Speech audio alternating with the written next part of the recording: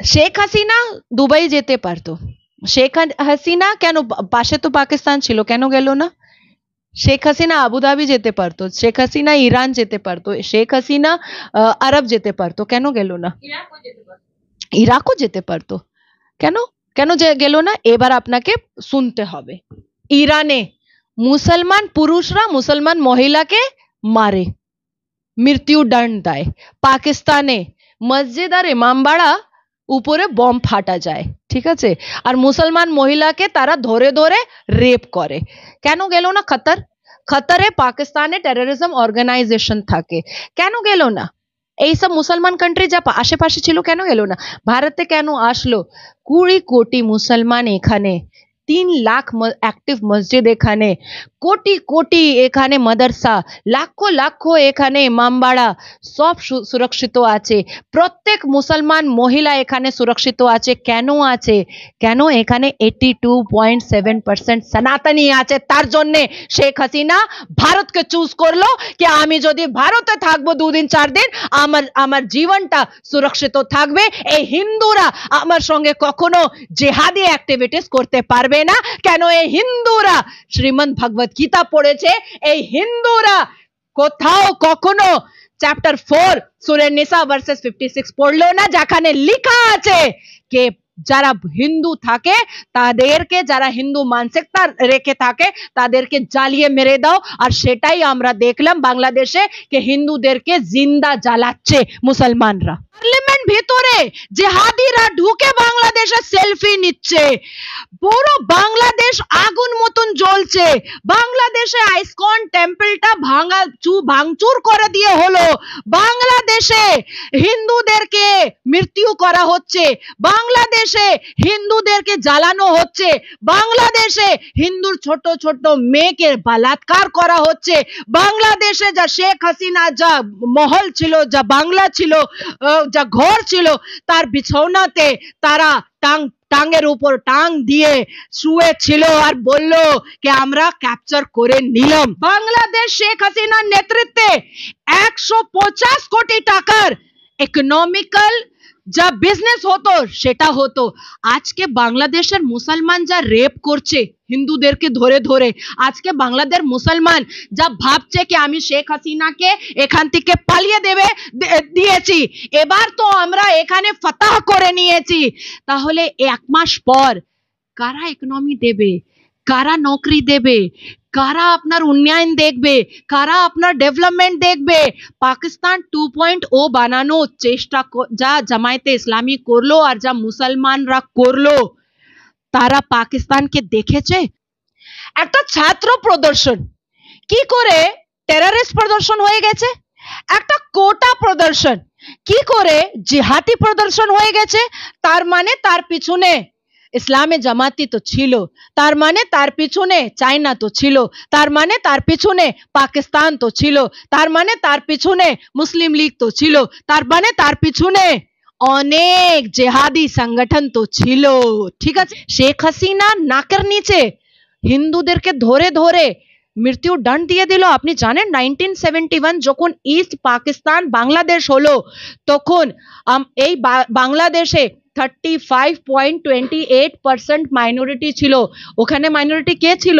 শিখ ছিল, হিন্দু ছিল, ইসাই ছিল। আর আজকে এখন কত মাইনরিটি আছে? 1.28%। কোথায় গেল মাইনরিটি? কনভার্সন কেন হলো? খালেদা জিয়ার মুক্তির নির্দেশ হয়েছে, খালেদা জিয়া অলরেডি মুক্তি পেয়ে গেছে জেল থেকে। এই মুহূর্তে দেখা যাচ্ছে বাংলাদেশের অগ্নিগর্ভ পরিস্থিতি এখনো পর্যন্ত শিথিল হচ্ছে না। যতই বাংলাদেশবাসী বার্তা দেওয়ার চেষ্টা করছে এবং শান্তির বার্তা সব তরফের দিক থেকে যাচ্ছে, এমনকি সংসদেও ভারতের বিদেশমন্ত্রী জয়শঙ্কর তিনিও কিন্তু শান্তির বার্তা দিলেন। আমার সঙ্গে রয়েছে নাজিয়া এলাহি খান, দিদির সাথে কথা বলবো। দিদি, এই মুহূর্তে যা বাংলাদেশের পরিস্থিতি, খালেদা জিয়া মুক্তি পেয়ে গেছে, তাহলে কি মনে হচ্ছে এই মুহূর্তে আরো অগ্নিগর্ভ পরিস্থিতি হবে না, এরপর শিথিল হয়ে যাবে, কি মনে হচ্ছে আপনার? দেখুন, যা ভাবে পিএনবি আর খালেদা জিয়া আর জামায়াতে ইসলামী যা জিহাদি একটা জঙ্গ ময়দানটা খুলেছে, আবার 620 AD জঙ্গে বদর জঙ্গে মক্কা আমরা দেখে নিলাম। এর আগে আমরা দেখলাম ফিলিস্তিন আর হামাসের যা মুসলমান ছিল তারা ইহুদি ইসরায়েলকে বউকে বাচ্চাকে মেয়েকে কি করে ল্যাংটা করে বলাৎকার করেছে। এবার আমি বলছি যা খালেদা জিয়া 7 বছর থেকে জেলের ভেতরে ছিল আর দুটো বড় বড় ক্রিমিনাল কেস ওর উপরে ছিল, টেররিজম কেস ওর উপরে ছিল। এই যা সিচুয়েশন আছে, এই যা সিনারিও আছে, যা জঙ্গের ময়দান আছে, কোন জাজ ওকে বেল দিল? কোন জাজ? এবার আমি জিজ্ঞেস করতে চাই कि জামাতে ইসলামী কি আল বদর আর আল শামস আর রাজাকার বানিয়েছিল কি বানিয়েছিল না? কোন মুসলমান আমাকে বলতে পারে कि না মিথ্যা কথা বলছে না নাজিয়া? রাজাকার আল বদর আল শামস পাকিস্তান নেতৃত্বে টেররিস্ট নেতৃত্বে জামাতে ইসলামী বানিয়েছিল। শেখ হাসিনা মাত্র একজন মহিলা ছিলেন যা বাংলাদেশ মতন মুসলমান দেশকে উনি সংবিধান উপরে চালাতেন। আপনারা পাকিস্তানের ইন্টারভিউ দেখছেন কখনো? তাদের পাশে খাবার জন্য নেই, তাদের পাশে বসবাস করার জন্য নেই, তাদের মাথায় ছাদ নেই, তাদের পেটে ভাত নেই, কিন্তু পাকিস্তান সরকার যত টাকা এদিক ওদিক থেকে ভিক মেঙে নিয়ে আসে তারা সবাই টেররিজম অর্গানাইজেশনকে দিয়ে দেয়। তার মতনই বাংলাদেশ একদম তার ফোকাসে চলে যাচ্ছে। দিদি হাসিনা ইতিমধ্যেই যাকে প্রধানমন্ত্রীর দায়িত্ব দেওয়া হবে, ইতিমধ্যে রাষ্ট্রপতি পুরস্কার প্রাপ্ত ইউনূস তিনি প্রশ্ন তুলেছেন, বলছেন আপনাদের এখন এত ব্যথা হচ্ছে যখন হাসিনা একের পর এক গুলি করে ছাত্র নেতাদেরকে মারছিল তখন আপনারা ভারতীয়রা কোথায় ছিলেন? আপনারা সবসময় একটা পরিবারকে কেন সাপোর্ট করেন? আজকে যদি আপনি আমার চেম্বার থেকে বাইরে বেরোবেন আর একটা মুসলমান আপনার গায়ের উপরে হাত দিয়ে দেবে আর আপনার শার্টের বাটনটা খুলে দেবে আর আপনি ভাববেন কে এখানের পুলিশ কিছু করবে না, মুসলমান আছে, তাহলে আমিও বলবো কি হয়েছে, একটা মুসলমান তো আপনার ছাতির উপরে হাত দিল, পুলিশ কি করবে, ছেড়ে দিন না। এমনই কিছু হয় কি? এমন কিছু হয় কি? একটা দেশকে শান্ত থাকার জন্য ল অ্যান্ড অর্ডার মেনটেন করতে হয়। কেন না দেয়া যাবে? কেন দেয়া যাবে না? আমি জিজ্ঞেস করতে চাই নাহিদ হাসান কে ছিল? আমি জিজ্ঞেস করতে চাই এই পাকিস্তানি টেররিস্ট 5 বছর থেকে কেন বাংলাদেশে থাকতো? আমি জিজ্ঞেস করতে চাই যে বাংলাদেশের ভিতরে যে পাকিস্তান এমবেসি ছিল তার ভিতরে কেন জামায়াতে ইসলামী আর লস্করে তৈবা মিটিং করতো? কেন করতো? কিসের? কোন স্ট্র্যাটেজি, কোন ব্লুপ্রিন্ট? আর সেটা আমি দেখে নিলাম। কোটা কে শেষ করলো? বাংলাদেশে সুপ্রিম কোর্ট। ঠিক আছে, ভাবতে হবে, বুঝতে হবে কোটা কে শেষ করলো? বাংলাদেশে সুপ্রিম কোর্ট। ছাত্র গিয়ে জাজকে কেন কিছু বললো না? কেন কিছু বললো না? শেখ হাসিনাকে আর বাংলাদেশকে কেন আগুন লাগিয়ে দিল? কেন?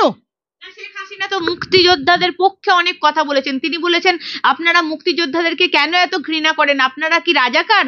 এই প্রশ্ন তো তুলে দিয়েছিলেন শেখ হাসিনা।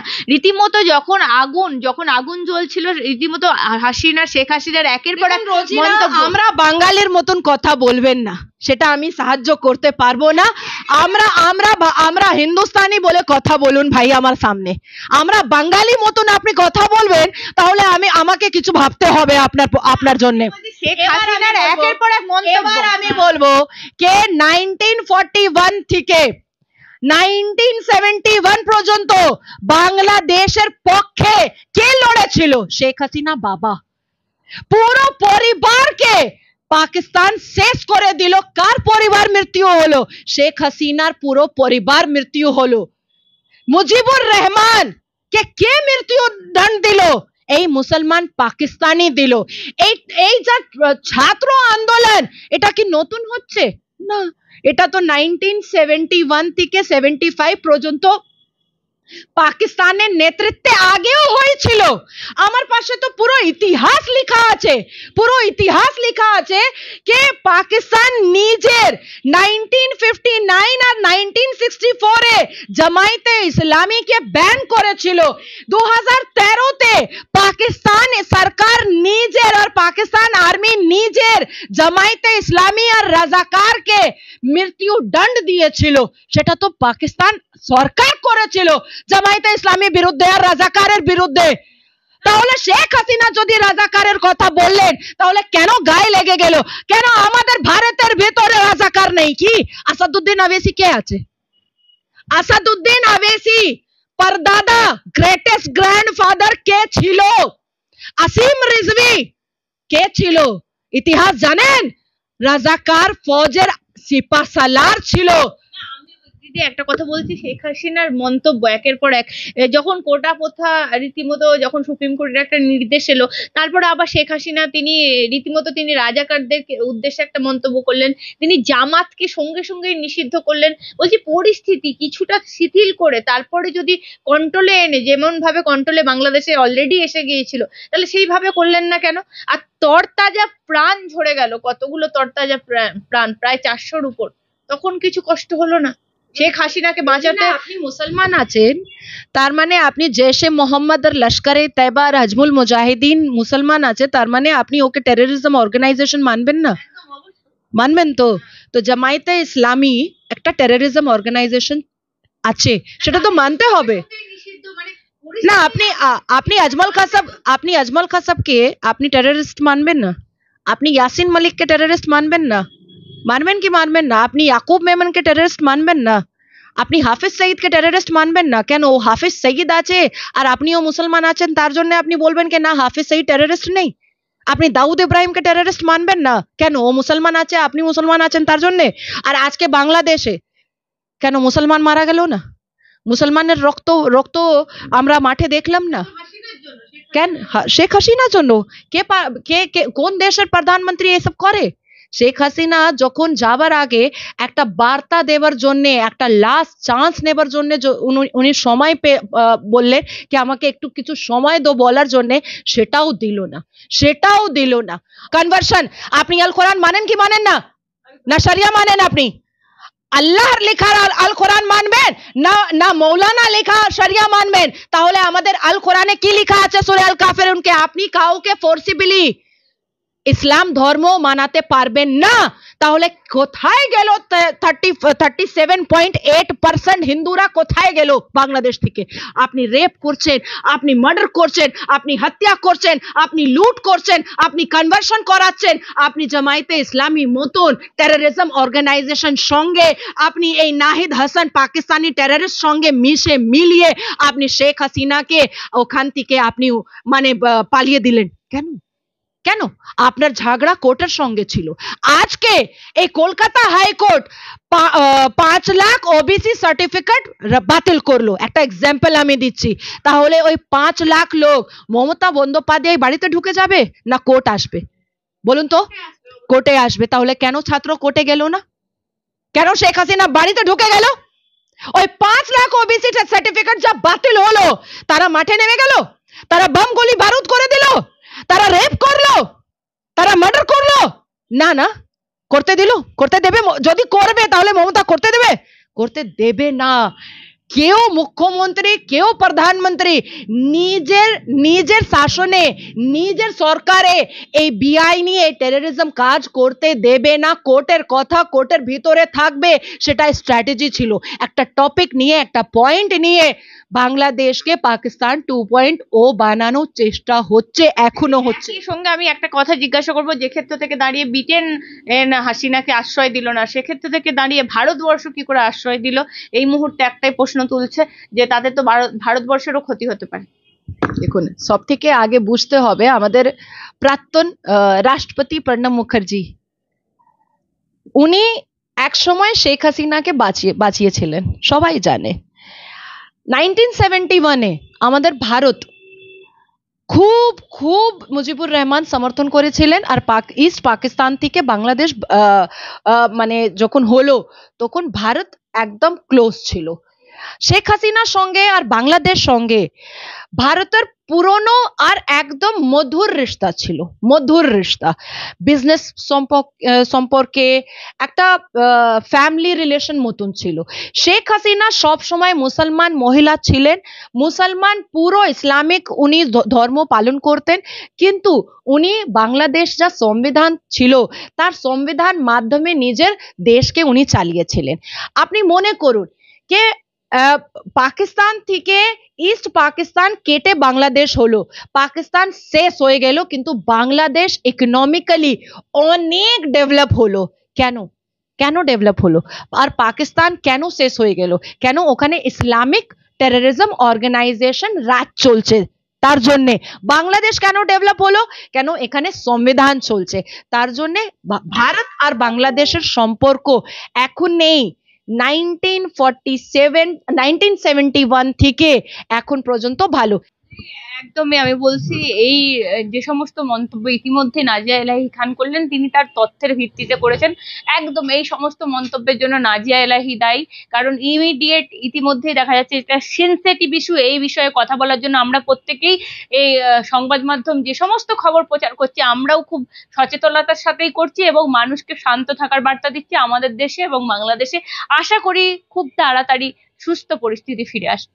একদম, আমিও আশা করি যে এই ভারতের ভিতরে সবাইকে একদম শান্ত থাকতে হবে আর একদম সংবিধান মাধ্যমে চলতে হবে।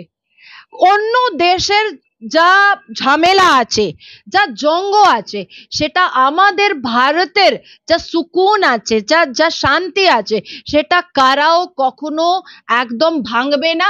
সংবিধান মাধ্যমে চলবে, চলতে হবে। কেন? এই দেশ সংবিধান মাধ্যমে চলে।